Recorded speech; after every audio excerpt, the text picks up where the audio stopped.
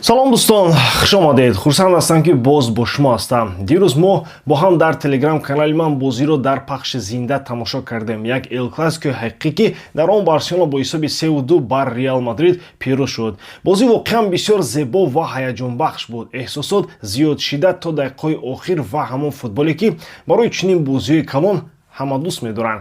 Ҳамаи голҳо ва лаҳзаҳои муҳимро шумо аллакай дидаед, ҳам дар кружокҳои телеграм канали ман ва ҳам дар дигар пабликҳо. Барои ҳамин танҳо такрор кардани голҳо маъно надорад. Ман мисли ҳамеша мехоҳам дар бораи муҳимтарин чизҳо гап занам, дар бораи он ки чаро бозӣ ҳамин тавр гузашт, кадом лаҳза ҳамаи чизро дигар кард, киҳо воқеан ба натиҷа таъсир гузоштанд ва аз ин бозӣ чӣ хулоса гирифтан мумкин аст. Мо ин бозиро оддӣ не, балки бо фикр таҳлил мекунем дар бораи тактика, қарорҳои мураббиён, лаҳзаҳои ҳалкунанда ва он чизҳое ки паси ҳисоби бозӣ пинҳон монданд. Пас ба роҳат нишинед, ҳозир ҳамаи чизро ором ва фаҳмо баррасӣ мекунем. Дӯстон, агар дина шаб Эл-Класикои испанӣ ва тамоми ҷаҳон гузашта бошад, имшаб Эл-Класикои арабико мегузарад байни Ал-Ҳилол ва Ал-Наср. Ва барои бозам ҷолибтар гузарондани ин бозӣ шумо метавонед аз хизматрасониҳои дӯстони мо 1x истифода баред. Ин ширкат чандин сари сол мешавад ки кору фаъолият дорад ва беҳтарин шароитҳоро фароҳам меорад. Танҳо дар мо ва танҳо барои шумо мо промо тайёр кардем бо номи AMG 0777 ки нафароне ки то ҳол регистратсия накардаанд метавонанд дар аввалин пардохти худ то ҳаҷми 8000 сомонӣ бонус ба даст оранд. Ссилкаи бозӣ дар комментарияи ин видео. Имкониятро аз даст надиҳед.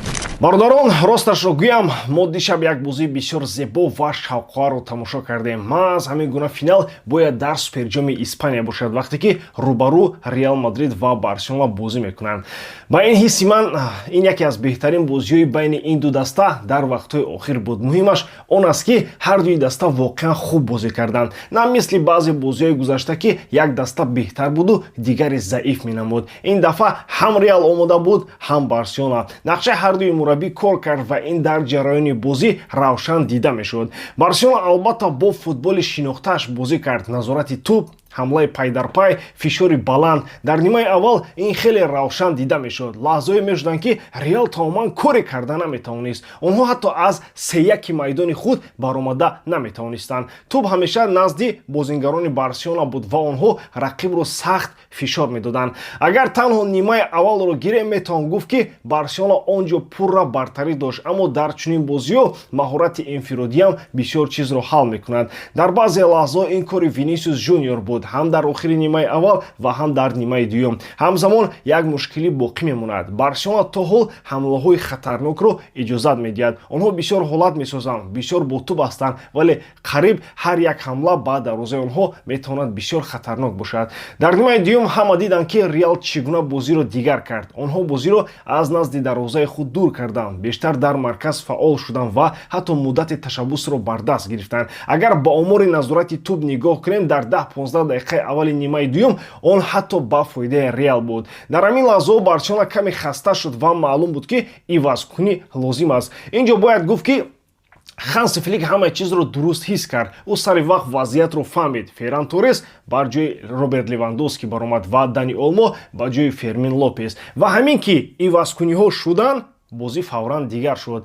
Барселона ба бозии одаткардааш баргашт ва мо голро дидем. Бале, тӯб бо рикошет даромад, вале аз рӯи бозӣ ин гол мантиқӣ буд. Рости агар ҳисоб 2-2 ҳам мешуд, он ҳам одилона ба назар мерасид. Агар ба омор нигоҳ кунем, Барселона бештар тӯбро нигоҳ дошт ва бештар зарба зад. Аммо агар зарбаҳои ба чорчуба ва лаҳзаҳои воқеан хатарнокро бинем, Реал хатарноктар буд. XG Барселона баландтар буд, вале лаҳзаҳои калон бештар назди Реал буданд. ҳамлаҳои онҳо камтар буданд, аммо дақиқтар ва ҷиддитар. Барселона бисёр наздик мешуд, бисёр атрофи ҷаримагоҳ мегашт, вале на ҳамеша то зарбаи ҳалкунанда мерасид. Дар бораи Реал, ба назари ман, онҳо нақшаи худро барои ин бозӣ асосан иҷро карданд ва агар ҷамъбаст кунем, ман аниқ мегӯям Хаби Алонсоро танқид ё аз кор рондан лозим нест. Ӯ идеяи ҷолиб пешниҳод кард, хусусан дар оғоз, вақте ки даста қариб бо се муҳофизи марказӣ бозӣ мекард ва Орелиан Тучамени бисёр вақт ақиб мефаромад ва қариб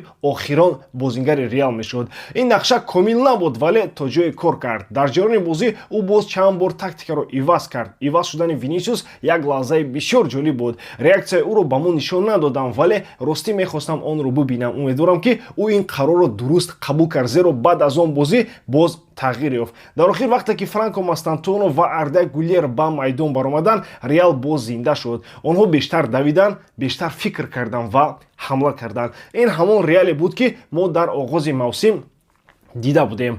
Онҳо ду лаҳзаи бисёр хатарнок сохтанд, вале истифода карда натавонистанд. Хориҷшавии бозингари Барселона ҳам тасодуфӣ набуд. Ин нишон медиҳад ки даста асабонӣ мешавад ва баъзе лаҳзаҳоро дарён намекунад. Френки де Йонг дид ки Килиан Мбаппе баъд аз гирифтани тӯб аз Ламин Ямал метавонад ҳамлаи бисёр хатарнок созад. Барои ҳамин ӯ қасдан қоидавайронкунӣ кард.